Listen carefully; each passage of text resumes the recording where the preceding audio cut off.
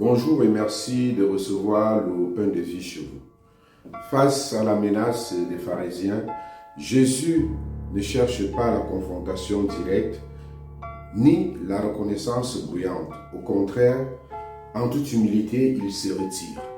Ce retrait n'est pas une fuite lâche, mais une manifestation de sa sagesse divine. Il sait que son heure n'est pas encore arrivée, parce qu'il est maître du temps et de sa mission. Pendant que les pharisiens se réunissent pour faire périr Jésus, nous voyons aussi beaucoup de gens le suivent. Ils viennent à lui pour se faire guérir.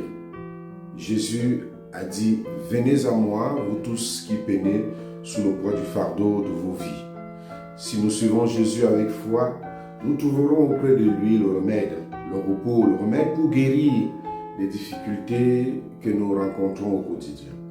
Voilà la bonne nouvelle de l'évangile de ce jour. C'est à nous aujourd'hui de prolonger par nos vies les œuvres de miséricorde accomplies par Jésus. Nous sommes alors invités à être les témoins missionnaires de la bonté de Dieu dans nos milieux de vie. Nous sommes invités à être des passeurs de la grâce de Dieu à travers l'attention que nous nous portons mutuellement pour attirer certainement d'autres personnes à Dieu. La longue citation du prophète Isaïe nous dépeint alors le portrait du Messie selon le cœur de Dieu. Un portrait différent de l'image que les hommes, y compris les pharisiens, pouvaient se faire. Le Messie de Dieu ne vient pas combattre avec la violence, avec la force humaine, mais il est le serviteur doux et humble, attentif aux faibles et aux petits en qui il s'identifie. Il est venu pour sauver, pour restaurer, pour allumer en nous le feu de l'amour et de l'espérance. Jésus est le serviteur fidèle, doux et humble de cœur, en qui toute notre espérance est placée.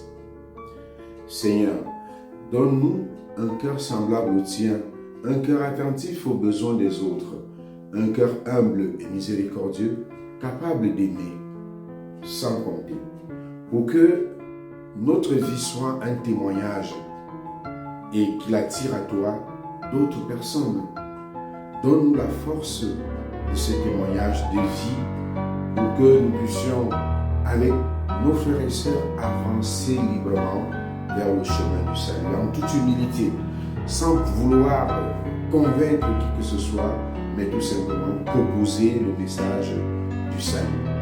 Que le Seigneur nous donne donc cette grâce-là aujourd'hui, d'être ces disciples missionnaires, celles-là qui proposent dans notre monde difficile, bruyant, encore les chemins de l'humilité, les chemins de la non-violence, les chemins de justice et les chemins de la paix.